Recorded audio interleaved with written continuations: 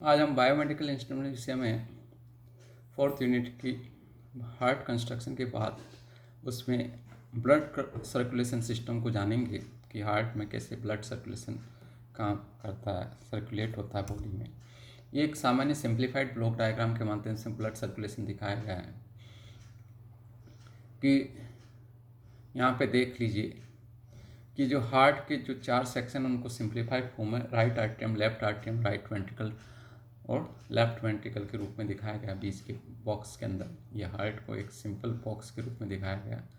Right atrium, right ventricle मिलकर दायां हिस्सा बना रहे हैं। यहाँ से पल्मोनरी आर्टरी के माध्यम से जो आपका अशुद्ध रक्त है यानी ऑक्सीजन पुअर ब्लड जो है वो आपका लंग्स में जाता है और वहाँ लंग्स से कार्बन डाइऑक्साइड बाहर जाके ऑक्सीजन ग्रहण करता है। जो ऑक्सीजनेटेड ब्लड है, जो ऑक्सीजन युक्त ब्लड है, वो पल्मोनरी वेन की सहायता से लेफ्ट आर्टरियम में आता है। लेफ्ट आर्टरियम से ये मिट्रल वाल्व है बीच में X2 जो, उसके माध्यम से लेफ्ट वेंट्रिकल में जाता है। लेफ्ट वेंट्रिकल के माध्यम से अरोटा के माध्यम से होते पूरे बॉडी में सर्कुलेट होता है और बॉडी से वापस जो अशुद्ध वाल्व है, अशुद्ध रक्त है, वो वापस आपका सुपीरियर और इन्फीरियर वेना केवा के माध्यम से राइट आर्टरी में आता। तो ये एक सिंपल ब्लड का सर्कुलेटरी सिस्टम दिखाया गया है कि ब्लड कैसे सर्कुलेट करता है आपकी बॉडी के अंदर। तो यहाँ बीच का जो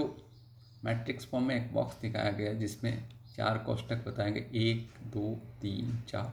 ये X1 ट्राइस्क्रिप्ट वाल्व है, X2 आपका मट्रल वाल्व है, ठीक है।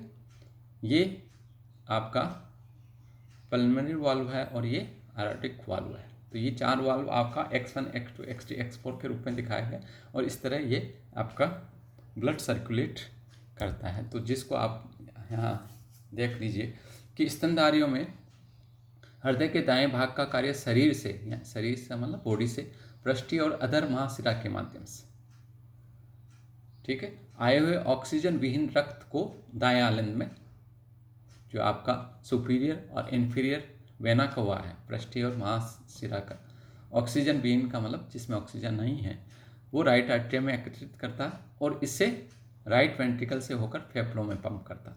तो जैसा आपने अभी वापस आप देख लीजिए कि ये देखो, ये बॉडी से आपका सुपीरियर, इन्फीरियर एनफा कवा से राइट आर्टरी से, फिर ट्राइस्क्रिप्ट वाल्व के माध्यम से राइट वेंट्रिकल से ये पंप होते पल्मोनरी आर्टरी के माध्यम से ये लंग्स में जा रहा। लंग्स में कार्बन डाइऑक्साइड बाहर निकलती है, ऑक्सीजन ग्रहण करते हुए जो शुद्ध है वो वापस इसमें आता है। तो ये चीज़ हमने यहाँ लिखी है। तो ये एकत्रित करके दाएं नीले में होकर फेफड़ों में पंप करता है फुफ्फुसीय पल्मोनरी सर्कुलेशन, ताकि कार्बन डाइऑक्साइड को मुक्त करके ऑक्सीजन को किया जा सके और गैस एक्सचेंज किया जाए। ये प्रसरण की निष्क्रिय प्रक्रिया के द्वारा आता है।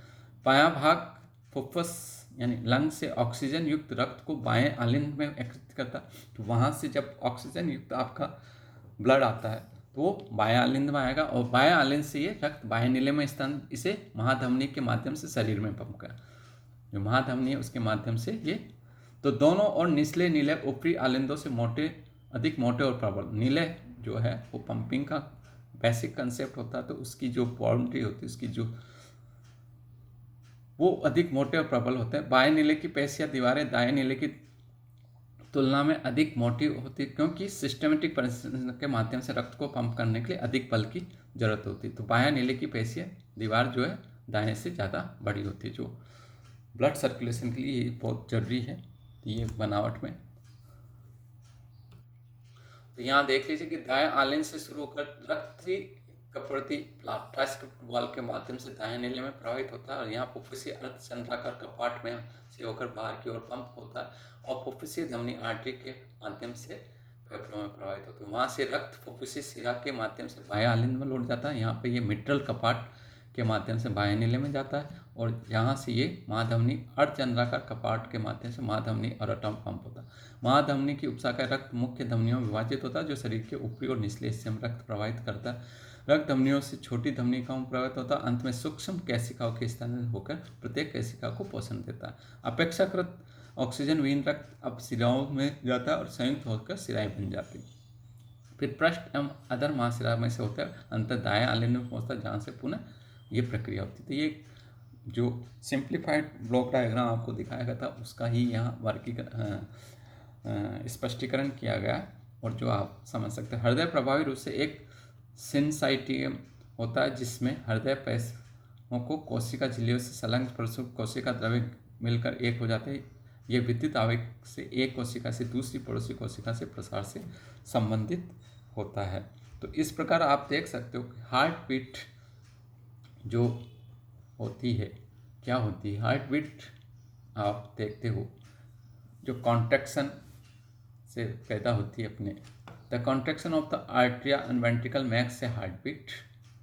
When your heart beat it makes a lub dub sound. जब हार्ट बीट होती है तो लब डब की साउंड आती, और इसको आप स्टेथोस्कोप, डॉक्टर जब स्टेथोस्कोप लगाता है तो उससे सुन सकते हैं, आप भी सुन सकते हो, या आप किसी और के चेस्ट पे ईयर लगा के आप सुन सकते हो।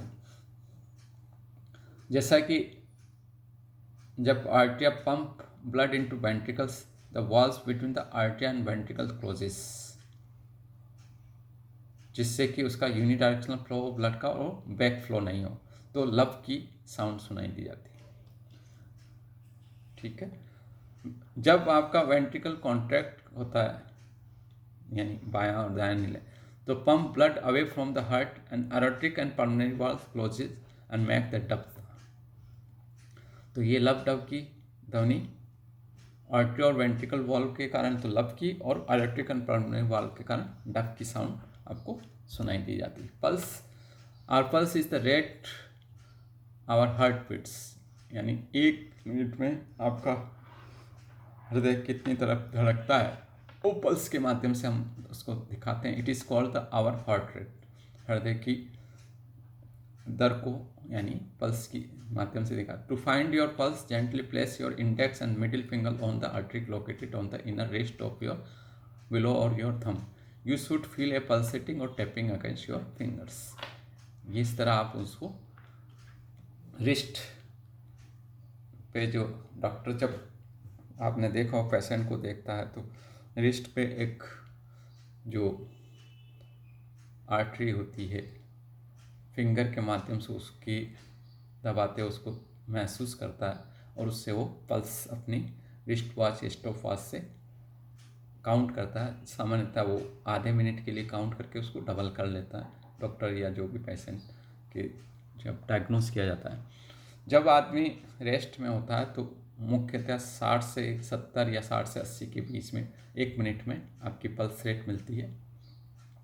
लेकिन एक्सरसाइज या जो कुछ काम करता तो उसकी हार्ट बीट तेज़ हो जाती है, और यदि रेस्ट के मोड में होता तो उसकी हार्ट बीट स्लो हो, थोड़ी कम रहती है। तो ये हार्ट बीट आपके शरीर की एक्टिविटी पे निर्भर करता है कि कैसे आपका पल्स रेट डिसाइड होता है। तो इस तरह आपने एक सिंप्लीफाइड ब्लड सर्कुलेशन सिस्टम जाना कि कैसे आदमी का ब्लड सर्कुलेशन सिस्टम वर्क करता है, जिसको आप इस सिंप्लीफाइड ब्लड सर्कुलेशन सिस्टम जो ब्लॉक डायग्राम उससे मैंने समझाने की कोशिश करी है, जहाँ पे आपको दिखाया गया है कि जो हार्ट कंस्ट्रक्शन को आपने जब जाना था कि हार्ट मुख्यतः 4 कोष्ठक में होता है, right atrium, left atrium, right ventricle, left ventricle.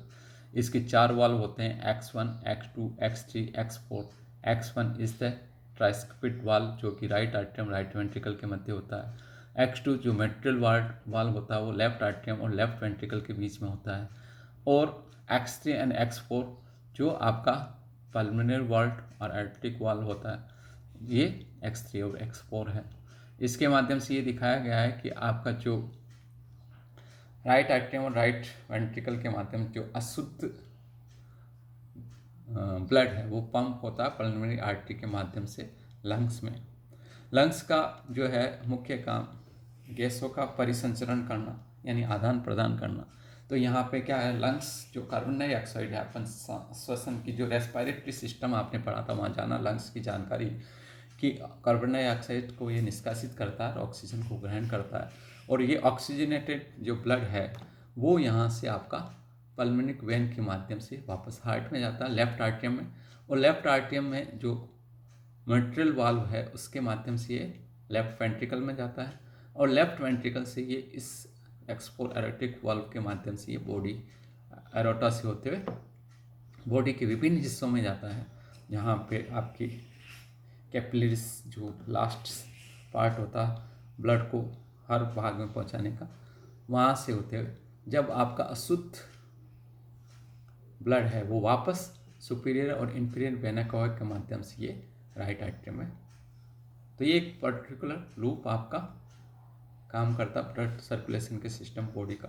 तो इस तरह आपने एक ब्लड सर्कुलेशन सिस्टम को जाना हार्ट का, जो कि प्रत्येक वर्टिब्रेट का शरीर को जीवों के अंदर हार्ट की ये गतिविधि इसी तरह वर्क करती। Thank you.